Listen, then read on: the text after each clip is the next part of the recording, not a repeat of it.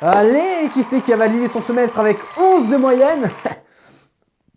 C'est moi, j'avais peut-être pas l'air comme ça mais je suis un petit peu intelligent. J'espère que vous allez tous extrêmement bien et aujourd'hui on va parler d'un sujet que j'adore. Si vous avez grandi sur internet dans les années 2010 à peu près, vous avez probablement connu les creepypasta. Les pattes qui font peur.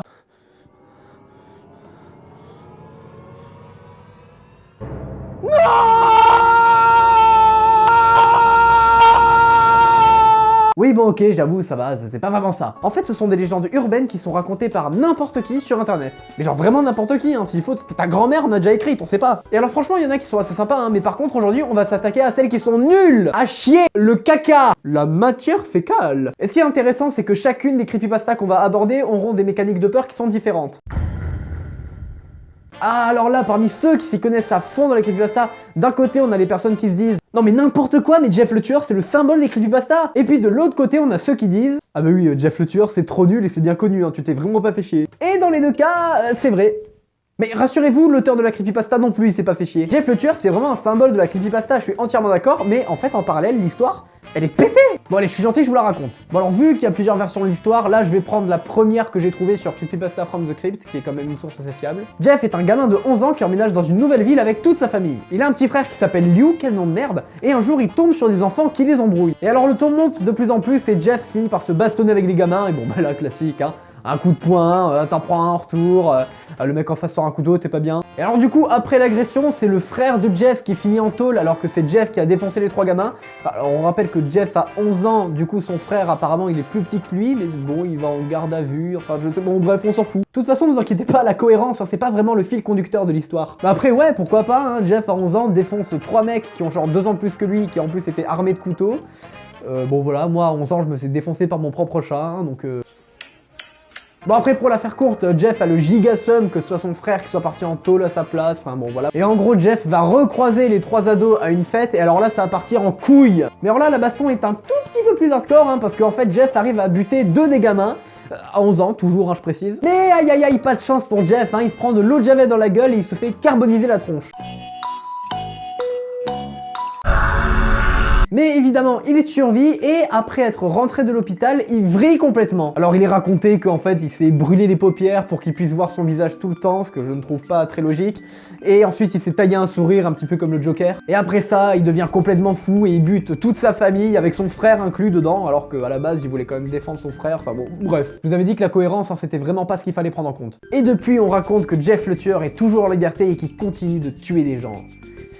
Et voilà. Non mais sans déconner, c'est ça le symbole des creepypasta? Bon en vrai, Jeff le tueur doit son succès à son visage. En fait, c'est surtout cette photo qui est emblématique et je pense sincèrement que toute personne traînant régulièrement sur internet est déjà tombée dessus au moins une fois. Mais sinon, pour l'histoire, le truc qui doit te faire peur, il peut se résumer en une phrase. En fait, c'est un mec fou qui se taille un sourire sur le visage et qui tue des gens.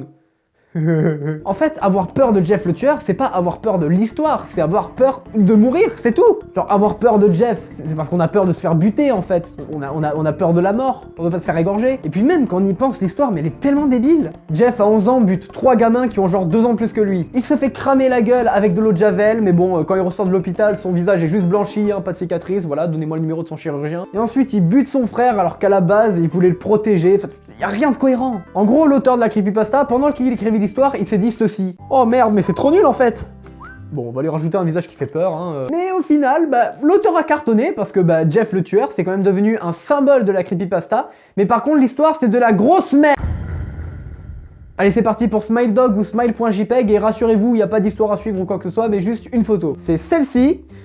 Et voilà. En gros, cette photo serait maudite, c'est-à-dire genre quand vous la voyez, vous êtes foutu, vous allez mourir. Voilà, donc me remerciez pas, hein. Alors du coup, sur cette photo, on aperçoit un chien qui sourit, et d'ailleurs, bon tant qu'on y est, moi je trouve que ce chien ressemble à un husky.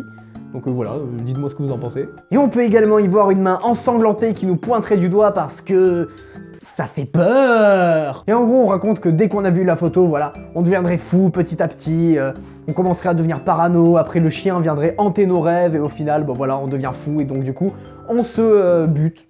Voilà, on se fout en l'air. Voilà, donc ici, la peur se base sur quelque chose qui, j'avoue, marchait pas mal sur moi. Ça se base sur le malaise et le doute. On a vu la photo, ça y est, on l'a enregistrée dans notre tête, et on sait que selon l'histoire, elle va te pousser à la mort. Après, la photo est pas super rassurante, hein, c'est vrai, elle met un certain malaise, et du coup, tu te dis, bon, ça va pas être vrai. Mais si c'est vrai, bordel, je suis dans la merde. Et en fait, ton cerveau sait que c'est pas possible, que c'est entièrement faux, mais t'as toujours cette petite partie de ta conscience qui te dit c'est jamais... Mais en fait, en y pensant, en prenant du recul, c'est une photo. C'est tout. Et genre, il y a des creepypastas hein, qui se basent sur des vidéos maudites, mais là, il y a de la matière à faire. Genre, on peut dire, je sais pas, ah, cette vidéo possède une fréquence maudite, attention. Mais là, c'est une image. Voilà, du coup, bah, smile.jpg, c'est vraiment pas ouf. Il y a pas grand chose à dire. Enfin, moi aussi, je peux faire une photo maudite, hein, regardez.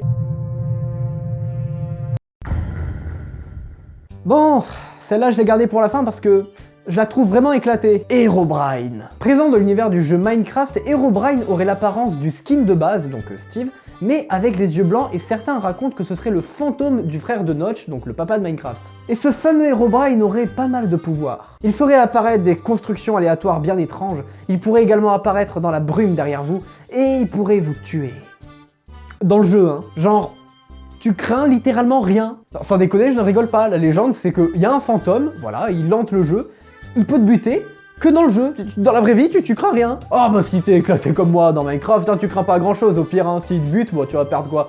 Ton casque en cuir, ton épée en bois, et alors vraiment, si on a de la chance, tu vas perdre une pioche en fer. Et si au contraire t'es super chaud, hein, genre avec stuff en diamant enchanté, paire de l'under et tout, bah tu fous tout dans un coffre, et voilà. Herobrine, c'est vraiment la plus grosse victime de tous les personnages de creepypasta, genre je veux dire, le mec il peut te buter juste dans le jeu. C'est tout. Si tu fermes Minecraft, il peut plus rien faire. Et là honnêtement, j'ai plus rien à dire sur Herobrine. Genre c'est vide. Herobrine est devenu un symbole de la creepypasta parce qu'en fait tout simplement l'histoire avait fait beaucoup de bruit puisque Minecraft c'était assez populaire à l'époque. Mais à part ça, je veux dire le personnage est nul quand même. Et la peur ressentie ici en fait je pense qu'elle réside uniquement dans la manière dont tu racontes l'histoire. C'est tout. Par exemple, si je vous raconte l'histoire d'Herobrine avec un ton un petit peu inquiétant, un screen chelou et d'autres illustrations bizarres, ça peut marcher. Par contre, si je vous la raconte exactement comme je l'ai fait précédemment, c'est-à-dire sans rien romancer du tout, bah c'est nul, ça marche pas. Ça fait aucun effet puisque l'histoire est pétée. Je pense que le problème dans cette histoire, c'est que contrairement aux deux autres creepypasta qu'on a vus, bah y a pas grand chose d'inquiétant. Genre franchement, le personnage qu'on doit craindre ne fait pas peur, hein, y a rien d'impressionnant. Et ensuite, surtout, c'est qu'il y a pas de risque direct pour nous, genre on risque pas de mourir, on va pas se faire tuer dans notre sommeil, enfin y a rien. Du coup, je pense qu'on peut dire que cette histoire avait pas mal de potentiel, et qu'elle s'est écrasée. Bref, en tout cas, les creepypasta, vous pouvez pas savoir à quel point j'en ai bouffé quand j'étais petit. Franchement, si vous êtes chaud pour un épisode 2 ou même une vidéo en lien avec ce sujet, bah dites-le moi. N'hésitez pas à partager la vidéo si elle vous a plu et pourquoi pas activer les notifications de ma chaîne, hein, ça peut être pas mal. Bien évidemment, vous pouvez liker, commenter, vous abonner si ça vous a plu. Et je vous dis à la prochaine, ciao!